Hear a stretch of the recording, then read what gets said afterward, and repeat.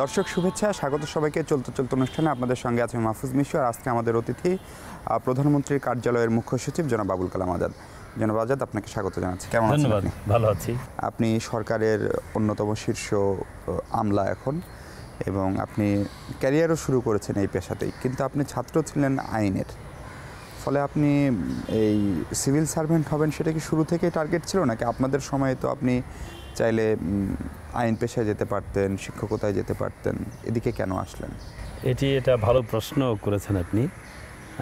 আইনের ছাত্র সেই হিসেবে আইনজীবী হব, আইন পেশায় যাব, এটাই স্বাভাবিক ছিল। আইন পেশা শুরুও করেছিলাম আমি। ঢাকা জাজ কোর্টে আমার মেম্বারশিপ ছিল। আমি আমার একজন জ্যেষ্ঠ আইনজীবীর সাথে আইন পেশায় বাংলাদেশ সুপ্রিম কোর্ট বারে সেখানেও যাতায়াত করেছি। এটি পারিবারিক কথাও বলতে হবে এখানটায়। সেটা হচ্ছে যে আমার বাবা মা, তাদের ধারণা ছিল যে ওকালতি পেশাটা আমাকে খুব স্যুট করবে না, আমি চাকরিতে যাই। আর এমনিতেই বোঝান, সেটা হচ্ছে যে সরকারি চাকরি আমাদের দেশে অনেকেই বেশি পছন্দ করে, আর তারপরও একটা ক্যাডার সার্ভিসে যাওয়া। কাজে সেভাবে পারিবারিক অনেকটা পরিবারের মতে এই চাকরিতে আসা। আমাদের আমলাদের নিয়ে এক ধরনের মিথ প্রচলিত আছে যে তারা খুব ধীর গতিতে কাজ করেন, ফাইল ছাড়তে চান না। এগুলো বিদেশিরা অনেক সময় বলে যে এগুলো আমাদের বিনিয়োগের সমস্যা। কিন্তু আমরা যারা আপনাকে দেখেছি, বিশেষ করে আপনি যখন বিদ্যুৎ সচিব ছিলেন, তখন আমরা দেখেছি যে ওই সময় বিদ্যুৎ খাতে একটা বড় ধরনের অগ্রগতি হয়েছে, এবং আপনাকে শুক্রবার শনিবারও আমরা কাজ করতে দেখেছি। তো এই শুক্র শনিবার কাজ আপনাকে কেন করতে হয়? এটা একটা জিনিস খেয়াল করবেন, যখন আমি বিদ্যুতে কাজ করেছি তখন এমনটা ছিল যে প্রচণ্ড ক্রাইসিস ছিল, আপনারা সবাই জানেন। তো শনিবারে কাজ করে যে অন্য দিনের সবগুলো কাজ করে ফেলা সম্ভব হয়েছে তা না। দুটো দিক থেকে। একটা হচ্ছে যে ধরেন যে একটা সাধারণ মানুষের মনে একটা বিশ্বাস সৃষ্টি করানো, আস্থা সৃষ্টি করানো যে আমরা শনিবারে কাজ করছি, আমরা কতটা সিরিয়াস, এটা হচ্ছে একটা। আরেকটা হচ্ছে তখন শনিবারে আমরা অফিস করতাম, মাঠেও যেতাম। তাতে করে ধরেন যে অনেকগুলো ডিসকাশনস যেগুলো অন্য দিন নানা কাজের চাপে করা যেত না, এগুলো খুব ধীরে সুস্থে এই কাজকর্মগুলো করা গেছে। বিদ্যুৎ নিয়ে তো অনেক কাজ হলো এবং পরিস্থিতিও ভালো, কিন্তু একটা জায়গায় সমালোচনা সেটি রয়ে গেল। সেটা হচ্ছে আমরা বড় বিদ্যুৎ কেন্দ্র তৈরি করতে পারিনি, এবং কি একটা সমালোচনা তো যারা সমালোচনা করেন তারা খুব বেশি করেন, সেটা হচ্ছে আমরা বিদ্যুতের দামটা অনেক বাড়িয়েছি তেল ভিত্তিক বিদ্যুৎ কেন্দ্রে গিয়ে। এর দায় তো খানিকটা সেই সময়ের সচিব। এটাকে যদি দায় বলেন তাহলে দায় নিতে আমি রাজি আছি, কিন্তু এটা প্রকৃত অর্থে দায় নয়। একটা জিনিস দেখেন যে ছোট ছোট বিদ্যুৎ কেন্দ্রগুলো অতি সহজে করা গেছে, এটা সবাই স্বীকার করে, 50-100, 50-100। কিন্তু ওখানে যে আমরা থেমে থেকেছি তা তো নয়। আপনি দেখবেন যে অনেকগুলো বড় বিদ্যুৎ কেন্দ্র যেগুলো 400-450 মেগাওয়াট, 350 মেগাওয়াট, এই বিদ্যুৎ কেন্দ্রগুলো কিন্তু হয়েছে। আপনি মেঘনাঘাটে দেখবেন, আপনি এটা আশুগঞ্জ, শাহজি বাজার। কাজেই এই 320-335 ওগুলো 450 দিয়ে শুরু হয়েছিল, কিন্তু ওটার মেকানিজমটাই এরকম। তাতে করে আপনি 420 মেগাওয়াটের একটা হয়েছে হরিপুরে। কাজেই ছোটো ছোটো বিদ্যুৎ কেন্দ্রই হয়েছে তা নয়, বড় বড় বিদ্যুৎ কেন্দ্র হয়েছে। বড় বিদ্যুৎ কেন্দ্রের সমস্যা হচ্ছে বড় তহবিল লাগে, ছোটো তহবিল 50 মিলিয়ন খুব সহজে জোগাড় করা যায়। আরেকটা বড় জিনিস যেটা, সেটা হচ্ছে আমরা কয়লাতে গেছি। এখন কয়লা ধরেন যে আমাদের এটা আমি বলবো যে নতুন ক্ষেত্র এই বিবেচনায় যে আমরা ইম্পোর্টেড কয়লা দিয়ে করতে চাইছি, তার জন্য অনেক ঝক্কি, তাই না? একটা বিদ্যুৎ কেন্দ্র স্থাপন করতে হলে কয়লা কিনতে হবে, বিপুল পরিমাণ কয়লা, লক্ষ লক্ষ টন কয়লা। এই কয়লা কোথায় নামাবো? এনভায়রনমেন্ট তো একটা বড় বিষয়। আমাদের পরিবেশবাদীরা আমাদের রামপালে যে বিদ্যুৎ কেন্দ্র করতে চাইছি আমরা, তা নিয়ে অনেক প্রতিরোধ করেছে। আপনারা জানেন ইউনেস্কোর একটা টিম আসছিল, তারা দেখে গেছে, অ্যান্ড তারা খুবই কমফোর্টেবল যে এই বিদ্যুৎ কেন্দ্র এখানে করতে কোনো সমস্যা নেই। যাই হোক, তো বড় বিদ্যুৎ কেন্দ্রগুলো করার ঝামেলা আছে এবং সরকার এগোচ্ছে। আপনি দেখবেন যে ইতিমধ্যেই বেশ কয়েকটি বড় বিদ্যুৎ কেন্দ্রের বাস্তব কাজ কিন্তু শুরু হয়ে গেছে। জি স্যার, আমরা আরও কথা বলবো, এরপর যে একটা ছোট্ট বিরতি নিতে চাই। দর্শক, ছোট্ট একটা বিরতি নিচ্ছি, কথা বলবো আবুল কালাম আজাদের সঙ্গে। আমাদের সঙ্গে থাকবেন নিশ্চয়ই।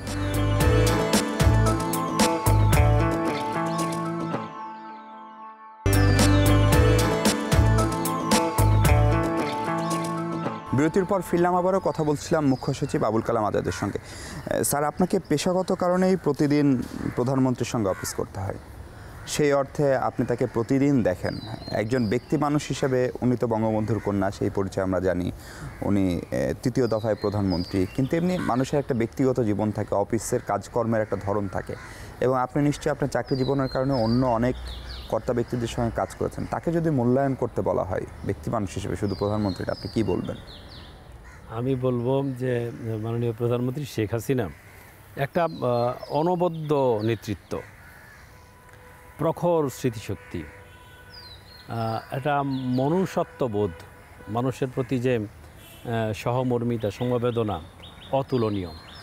তাকে যদি আপনি মানে যে দিক থেকে দেখেন, যে একজন উনি তো আমলাদের আমলা, হ্যাঁ, তাহলে পরে সেই বিবেচনায় দেখবেন যে সিদ্ধান্ত দেয়া, মানে আমরা কোনো সময় সিদ্ধান্ত দিতে 1 মিনিট, 1 ঘন্টা, 1 দিন ইত্যাদি সময় পার করি, কিন্তু ইনস্ট্যান্টলি খুব কঠিন সিদ্ধান্ত তাৎক্ষণিক দিতে পারেন।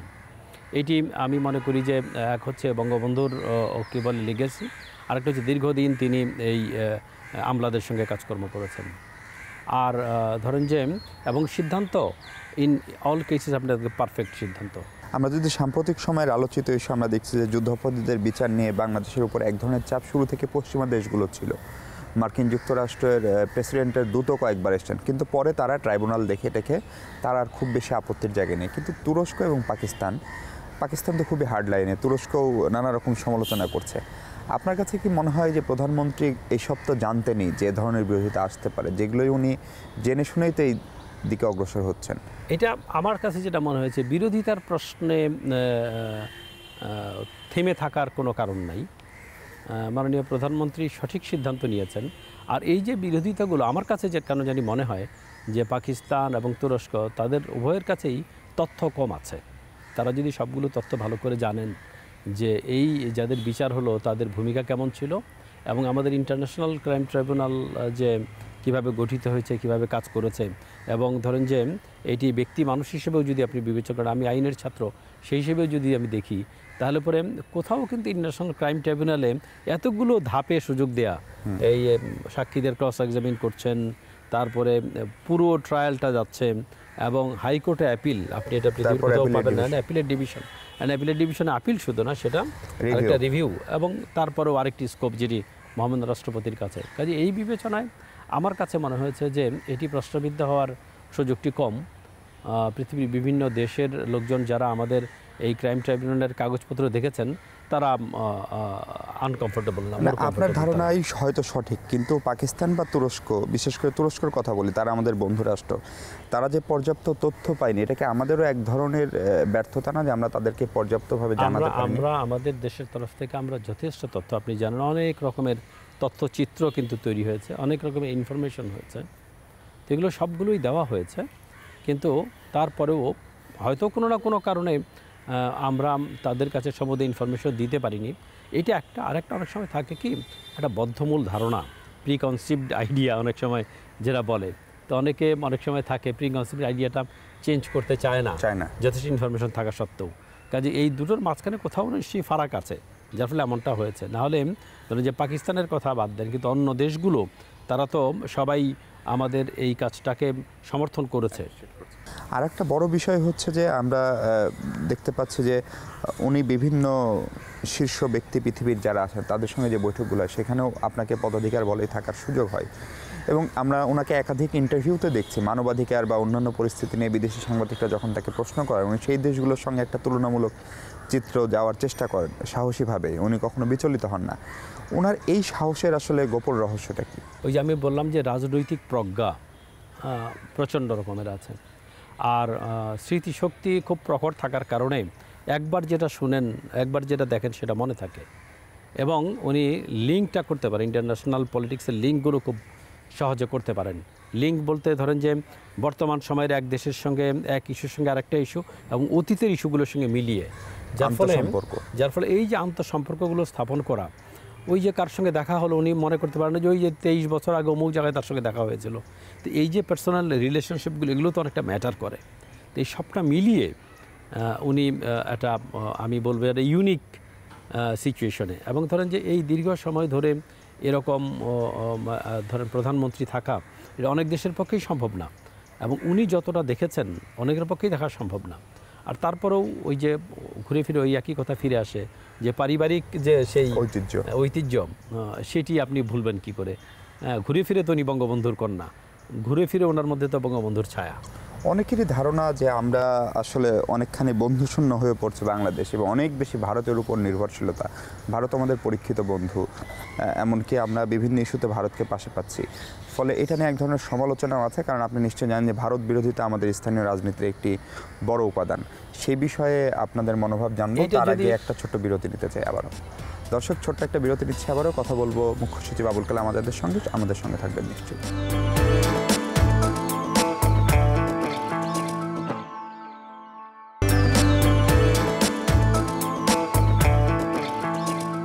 বিরতির পর আবারও স্বাগত চলতে অনুষ্ঠানে। স্যার, যেটা নিয়ে কথা বলছিলাম, তাহলে এই বিভিন্ন ইস্যুতে সরকার কি আন্তর্জাতিকভাবে বন্ধুহীন হয়ে পড়ছে, কিংবা অনেকেই বলছেন যে ভারত ছাড়া সরকারের পাশে আসলে কেউই নেই? এই কথাটি একদম অমূলক। যদি আপনি তাকিয়ে দেখেন, আমরা নিউক্লিয়ার পাওয়ার প্ল্যান্ট করছি যেটি $13 বিলিয়ন। ভারত বাদেই যদি অন্য কথাগুলো বলি, চীনের প্রচুর ইনভেস্টমেন্ট আমাদের দেশে হচ্ছে এবং হওয়ার মতো অবস্থানে আছে। আরও কোরিয়া, এরকম মানে পৃথিবীর বড় বড় দেশ যাদের হাতে ক্যাপিটালস আছে, ইভেন মনে করেন যে USA, UK, তারাও তো আমাদের প্রতিনিয়ত সহযোগিতা করে যাচ্ছে। কিন্তু আন্তর্জাতিক অঙ্গনে একটা জিনিস খেয়াল করবেন, সেটা হচ্ছে যে প্রতিনিয়ত যেগুলো হট ইস্যুগুলো নিয়ে আলোচনা হতেই থাকবে। এটি শুধুমাত্র বাংলাদেশ নিয়ে, অনেক দেশ নিয়েই আছে। কাজেই এই ব্যাপ্ত পরিসরে বাংলাদেশ কম বন্ধুর মধ্যে পড়ছে তা নয়।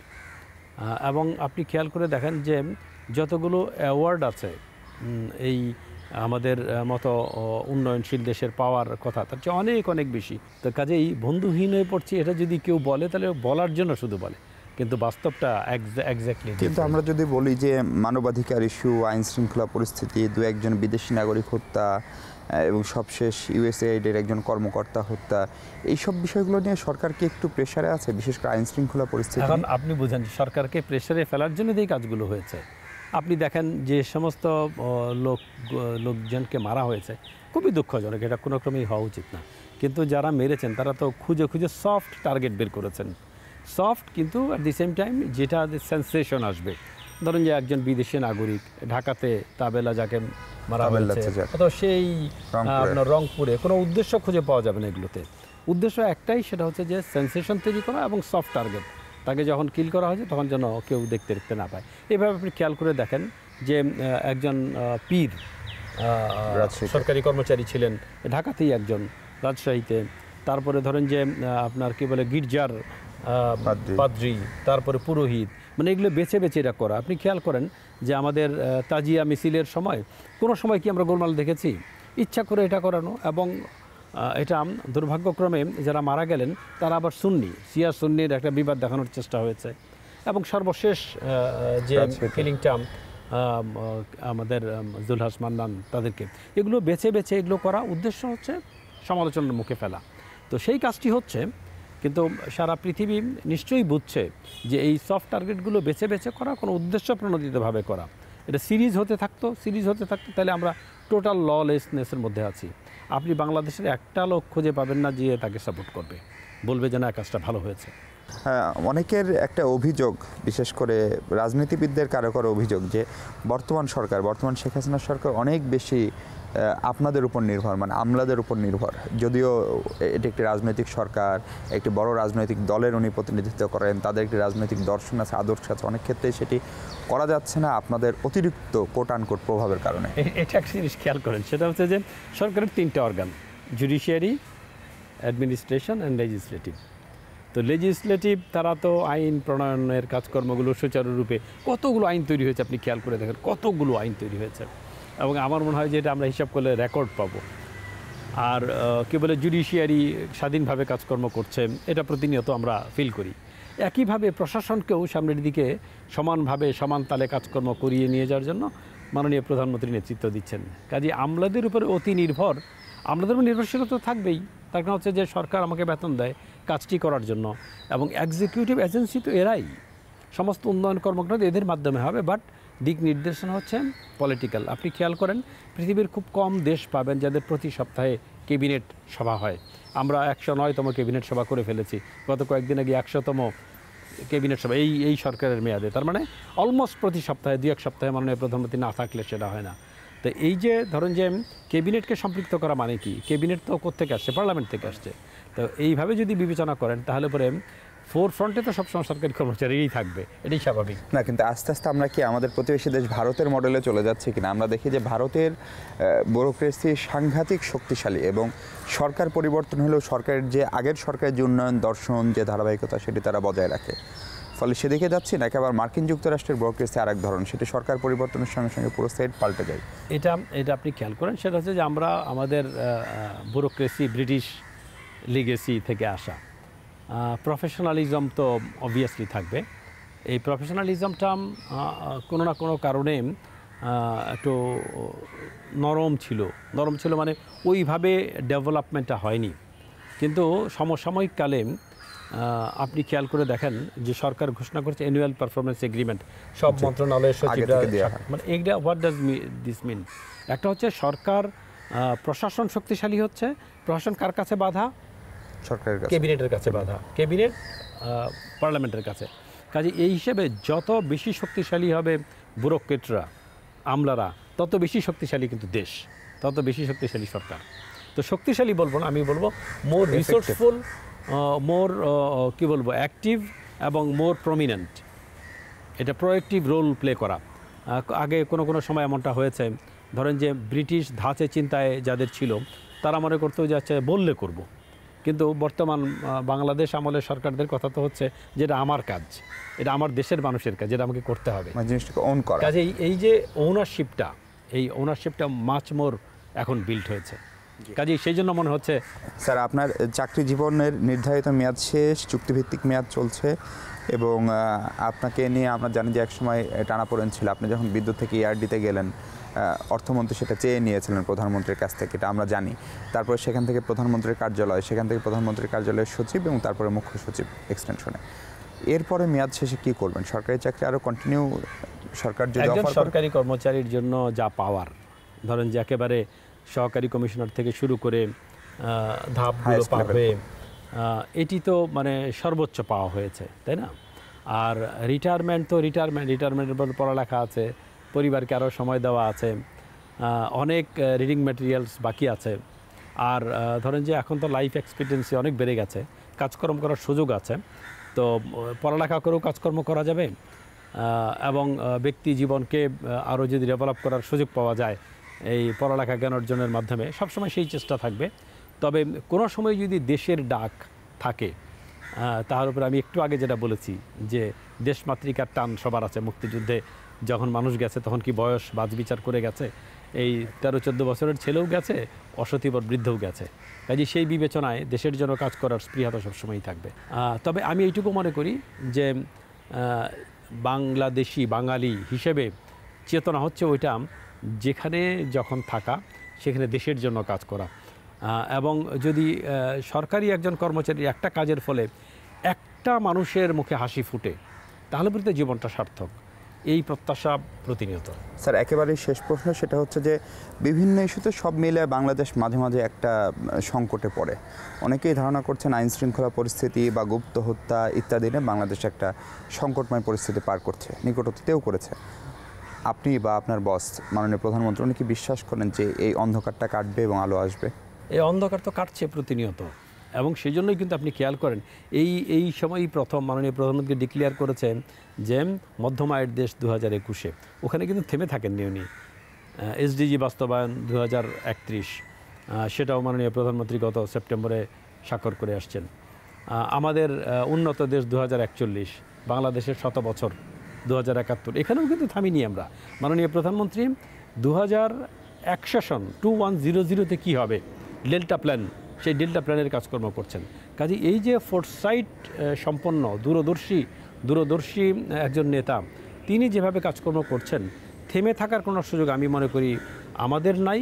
এবং বাঙালি তারা সামনের দিকে এগিয়ে যাবে এবং তরতর করে এগিয়ে যাবে। এটা আপনারা দেখছেন প্রতিনিয়ত আমাদের জিডিপি কীভাবে বাড়ছে, আমাদের লাইফ এক্সপেক্টেন্সি কীভাবে বাড়ছে, মাতৃমৃত্যু, শিশু সকল ক্ষেত্রে। কাজেই আমি মনে করি যে আমরা সোনার বাংলা অবশ্যই হব।